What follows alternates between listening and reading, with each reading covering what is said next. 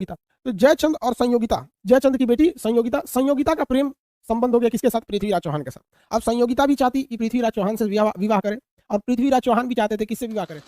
अब ये बात पता चल गई किसको? संयोगिता को। संयोगिता ने खबर भिजवा दिया पृथ्वीराज चौहान को, हमारे बाबूजी दूसरे से विवाह कर लिया, घोड़ा निकालो सैनिक चल चलते हैं। तो यहाँ से सीधे लेके चले गए कहाँ पर भाई? स्वयंवर में, पृथ्वीराज चौहान। और स्वयंवर में सबके सामने संयोगिता ने पृथ्वीराज चौहान के गले में हार डाल दिया, मतलब यही पसंद किए हैं इनको। और पृथ्वीराज चौहान लेके चल दिया किसको? संयोगिता को, अपने यहाँ शादी ब्याह करके। अब यहाँ जयचंद्र की डबल, देखिए ये राजस्थान का एरिया है, यहाँ पर पृथ्वीराज चौहान का शासन था, और यहाँ पर मालवा वगैरह का जो एरिया था या इस सब में, यहाँ पर जयचंद्र का शासन था। किसका शासन? जयचंद्र का। तो जयचंद्र और पृथ्वीराज चौहान दोनों ही एक अच्छे मित्र थे। जयचंद्र और पृथ्वीराज चौहान बहुत ही अच्छे मित्र थे, कई लड़ाइयाँ इन लोगों ने साथ में लड़ी थी। लेकिन इस यहाँ पर ये जो एरिया था, इस पर मोहम्मद गौरी की नजर थी। गौरी चाहता था किसको जीत लेना? राजस्थान के एरिया को, पृथ्वीराज चौहान का। लेकिन जब मोहम्मद गौरी यहाँ आक्रमण करने के लिए आता था, तो उस वक्त जयचंद्र और ये पृथ्वीराज चौहान दोनों मिलके मार देते थे। तो यही हुआ भी 1191 में हरियाणा के पास तराइन का मैदान है। तराइन का मैदान कहाँ है? हरियाणा के पास। तराइन का प्रथम युद्ध, तराइन का द्वितीय युद्ध और तराइन का तृतीय युद्ध, 3 युद्ध पढ़ाएंगे आपको तराइन का। तो 1191 में तराइन का फर्स्ट युद्ध हुआ था, first battle of Tarain. Tarain कहाँ पर है? हरियाणा में है। इस युद्ध में मोहम्मद गौरी हार गया। इस युद्ध में कौन हार गया? मोहम्मद गौरी हार गया। तो यहाँ हम गौरी लिख के उसे काट देते हैं, मतलब समझिएगा मोहम्मद गौरी हार गया। और पृथ्वीराज क्या हो गए? जीत गए। पृथ्वीराज जीत गए, यहाँ पर पृथ्वीराज यहाँ पर जीत गए। लेकिन इसके बाद कुछ हो गया गड़बड़। 1 साल बाद, 1 साल बाद गड़बड़ क्या हो गया कि पृथ्वीराज चौहान जो था ये यहाँ पर थे, और जयचंद्र की बेटी जो थी, जयचंद्र यहाँ था, जयचंद्र की बेटी का नाम था संयोगिता। तो जयचंद्र और संयोगिता, जयचंद्र की बेटी संयोगिता, संयोगिता का प्रेम संबंध हो गया किसके साथ? पृथ्वीराज चौहान के साथ। अब संयोगिता भी चाहती कि पृथ्वीराज चौहान से विवाह करें, और पृथ्वीराज चौहान भी चाहते थे किससे विवाह करें? संयोगिता से। लो, अभी तो गड़बड़ कांड हो गया यहाँ पर। लेकिन जयचंद्र अपने आप को एक ठगा हुआ महसूस करता था। अरे भाई, वो लड़की है, कोई भी लड़की चाहती है कि हमको मतलब बढ़िया लड़का से शादी हो, एकदम बाहुबली की तरह। अब भल्लाल देव से कोई नहीं करना चाहती है। अब ये पृथ्वीराज चौहान जो थे ये काफी योग्य शासक थे, वंश भी इनका जबरदस्त था, चौहान वंश हर चीज में श्रेष्ठ थे।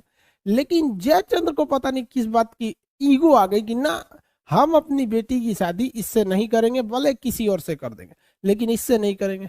अब ये बात पता चल गई किसको? संयोगिता को। संयोगिता ने खबर भिजवा दिया पृथ्वीराज चौहान को, हमारे बाबूजी दूसरे से ब्याह करने जा रहे हैं। तो स्वयंवर रखाया गया था। स्वयंवर पहले क्या होता था कि राजा महाराजा इस तरह लाइन से बैठे रहते थे सब, ऐसे लाइन से राजा बैठे हैं सब, अलग अलग जगह का राजा आया, सब पूरा मेकअप वेकअप करके आया सब राजा। अब ये लाइन से बैठते रहते थे सब, और रानी जो होती थी जिसका स्वयंवर किया जाता था वो राजाओं को पसंद करती थी। ऐसे कौन सा राजा इसको सबसे ज्यादा पसंद है, फला जगह के राजा स्वयंवर में। ऐसे महाभारत में भी देखेंगे स्वयंवर हुआ था, तो स्वयंवर में पसंद किया जाता था। स्वयंवर में पृथ्वीराज चौहान को जयचंद्र ने बुलाया ही नहीं।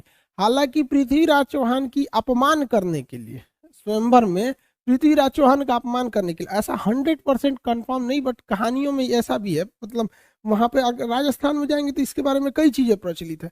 तो पृथ्वीराज चौहान का पुतला लगा दिया वहां पे जयचंद्र ने, आगे वहां पर पुतला लगा दिया। तो ये बात बहुत खराब लगी किसको? संयोगिता को। संयोगिता किसी को पसंद नहीं की, संयोगिता यहाँ पे किसी को भी पसंद नहीं की। और जयचंद्र भाई भड़क गया कि भाई तू किसी भी लड़का को इसमें पसंद नहीं कर रही है, ब्याह कैसे करेंगे हम। जबकि संयोगिता ने खबर भिजवा दिया किसको? पृथ्वीराज चौहान को, कि आज हमको लेके चलना है। तो भाई पृथ्वीराज चौहान भी काहे को कम, ले आ घोड़ा निकालो सैनिक चल चलते हैं। तो यहाँ से सीधे लेके चले गए कहाँ पर भाई? स्वयंवर में, पृथ्वीराज चौहान। और स्वयंवर में सबके सामने संयोगिता ने पृथ्वीराज चौहान के गले में हार डाल दिया, मतलब यही पसंद किए हैं इनको। और पृथ्वीराज चौहान लेके चल दिया किसको? संयोगिता को, अपने यहाँ शादी ब्याह करके। अब यहाँ जयचंद्र की डबल ट्रिपल बेइज्जती हो गई।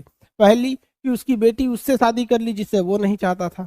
दूसरा, वो जयचंद और इसमें पृथ्वीराज चौहान में एक बेटी लेके भाग गया, एक दूसरा झमेला हो गया। तीसरा क्या हुआ, पूरे बीच स्वयंवर में से लेके भाग गए।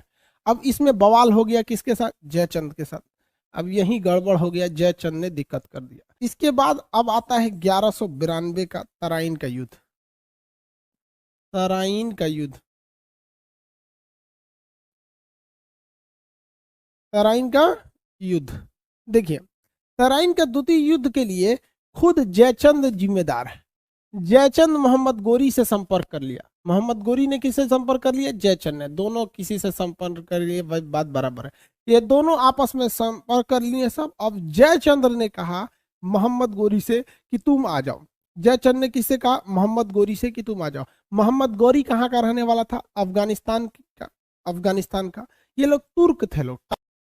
तराइन के द्वितीय युद्ध में जयचंद और मोहम्मद गोरी आपस में मिल गए। अब इससे मोहम्मद गोरी को फायदा ये नहीं हुआ कि जयचंद बहुत बड़ा शासक था, नहीं।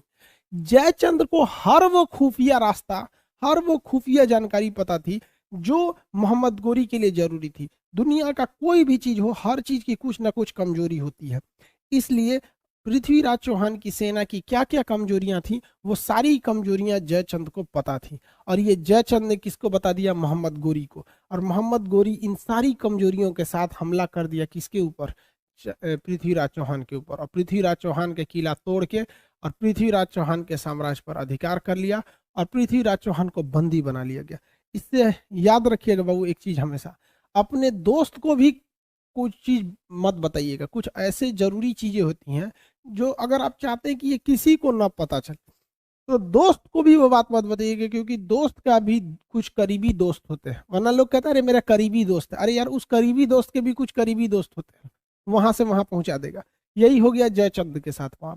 दूसरा, इस ससुर जयचंद को नहीं समझ में आ रहा था कि प्रीति अपनी दामाद को मरवा दिए। सिंपल सी बात है, अगर आप कहते हैं कि मोहम्मद गोरी बहुत ही चतुर या फिर धोखेबाज था, नहीं भैया, ये उतना धोखेबाज, उतना खतरनाक, उतना चतुर नहीं था जितना जयचंद्र बेवकूफ थे। इनको ये समझ में नहीं आ रहा है कि एक आगे वाला इंसान जिससे हम ये समझौता करेंगे, सपोज कीजिए कि हम किसी व्यक्ति से जाके कहे कि मेरी बेटी दामाद को मार दो, तो वो इंसान क्या सोचेगा कि चला ये बेटी दामाद को मरवा सकता है तो मेरा कहाँ से होगा। तो जयचंद्र को लगा कि नहीं, ये जो मोहम्मद गोरी है ये यहाँ आएगा और पृथ्वीराज चौहान को हराएगा और चला जाएगा यहाँ से। अरे भाई साहब, पृथ्वीराज चौहान को हरा दिया, उसके बाद जयचंद ने कहा कि ठीक है चले जाओ यहाँ से, तो हमको ये साम्राज्य दे दो, हम तो तुम्हारे दोस्त हैं। तो मोहम्मद गोरी ने कहा कि दोस्त हो ससुरे, तुम अपने बेटी दामाद के नहीं हुए, हमारे कहाँ से हो गए। थूर दिया किसको, जयचंद को भी। आप बताइए अच्छा किया कि नहीं किया। हम तो कहें बहुत अच्छा किया, ताकि आने वाली पीढ़ियां इससे सबक ले कि भाई पीठ में छुरा घोपोगे, इसे कहते इंस्टेंट कर्मा, तुरंत बदला मिल गया 1194 की युद्ध में। अब ये तराइन का जो द्वितीय युद्ध था, इसमें बताइए इसमें विजयी कौन हो गया, मोहम्मद गौरी विजयी हो गया। और हार कौन गए, पृथ्वीराज चौहान। छल कपट बहुत खतरनाक चीज होता है। अब इनका बदला ऊपर वाला देख रहा है 1194 के युद्ध में। देखिए ध्यान से, 1194 के युद्ध में आप में से कितने लोग हैं जो बता सकते हैं इस समय युद्ध कौन सा हुआ था। 1194 में कौन सा युद्ध हुआ था, चंदवार का युद्ध। चंदवार का युद्ध, वेरी गुड। कौन है भाई, गोल्डन बाबू, चंदवार का युद्ध, वेरी गुड। कुछ कुछ पहले से पता रहेगा तो अच्छा लगता है, नहीं तो हम तो बतेबे करेंगे। चंदवार का युद्ध। चंदवार के युद्ध में किसको उड़ा दिया, जयचंद्र को। जयचंद्र को उड़ाने के बाद यहां पर मोहम्मद गोरी जो था पूरा साम्राज्य, बड़ा सा साम्राज्य जीत लिया। क्योंकि देखिए ना, एक साथ दो दो शासक को जीत लिया यहाँ पर, एक साथ दो दो जगहों को जीत लिया यहाँ पर, और इतने बड़े एरिया पे कब्जा कर लिया। अब जरा मिस्ट्री समझिए, इस कहानी के इंटरेस्ट समझिए ध्यान से। पृथ्वीराज चौहान जबरदस्ती किससे शादी किए, जबरदस्त। देखिए, ये जयचंद्र को लगता था जबरदस्ती है, लेकिन जयचंद संयोगिता की जबरदस्ती शादी कराना चाहता था। पृथ्वीराज चौहान किसकी लड़की से प्रेम कर लिए, जयचंद की बेटी से। किसके बेटी से, जयचंद की बेटी से। और सारा का सारा यही प्रेम जो था बर्बाद कर दिया इनके साम्राज्य की कहानी को। सेम ससुरा यही घटना हो गया मोहम्मद गोरी के साथ। मोहम्मद गोरी जो इतना युद्ध में बिजी था, कभी यहाँ युद्ध कर रहा है, कभी जयचंद को मार रहा है, दोबारा पृथ्वीराज चौहान के पास आया।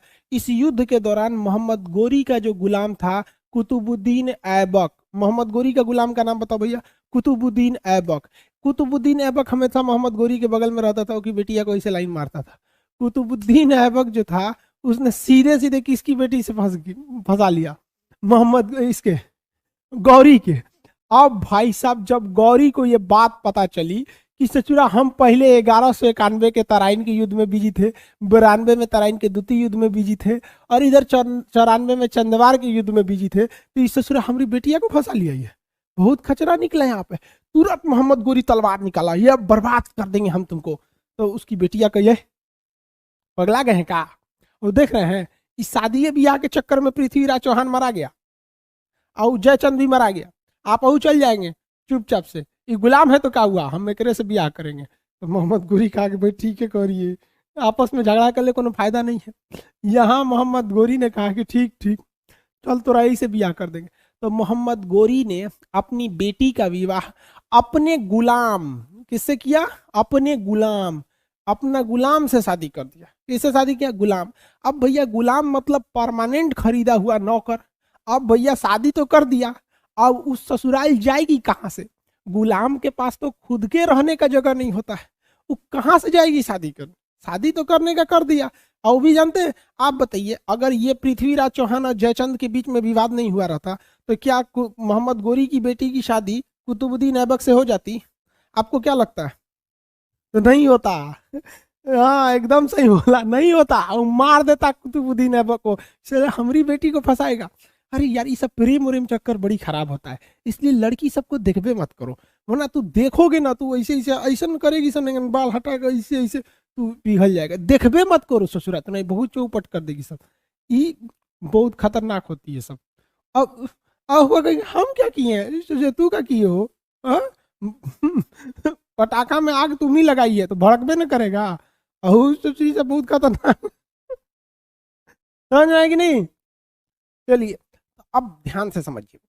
तो मोहम्मद गोरी ने देखा कि देख भाई जो गलती जयचंद्र ने किया था, ध्यान से समझिए, जो गलती जयचंद ने किया था अपने दामाद के साथ छल कपट करके, तो जयचंद भी मराया, दामाद भी मराया, बेटी भी मराई। तो मोहम्मद गोरी ने कहा कि ये गलती हम नहीं करेंगे। प्रेम और ससुरा बहुत पगला होकर बेटिया कर इतना, जब वो ब्याह करे मेरे साथ करेंगे ना तो भाग जाएंगे, हई है हुआ। तो उसने ब्याह करा दिया अपने गुलाम कुतुबुद्दीन ऐबक और अपनी बेटी का। लेकिन बेटिया कही कि अब्बा ई चोटा के लगे तो हम प्रेम कर लिए हैं, एक रहे खाती कुछ ना है, कहाँ रहेंगे। तो मोहम्मद गौरी ने, किसने, मोहम्मद गौरी ने ये सारा जीता हुआ जगह, इनके बाबूजी का तो था नहीं, जीत लिया, सारे जीते हुए जगह को अपने गुलाम कुतुबुद्दीन ऐबक को दिया। ले रे चोटा कहीं कहते ही ले ले, हमारी बेटिया को यहीं रख देना। तो मोहम्मद गौरी ने अपने गुलाम को यहाँ बैठाया, मोहम्मद गोरी ने किसे बैठाया, अपने गुलाम को यहाँ बैठाया। उस गुलाम का नाम क्या था, कुतुबुद्दीन ऐबक। और यहां से आ गया आपका कौन सा वंश, गुलाम वंश।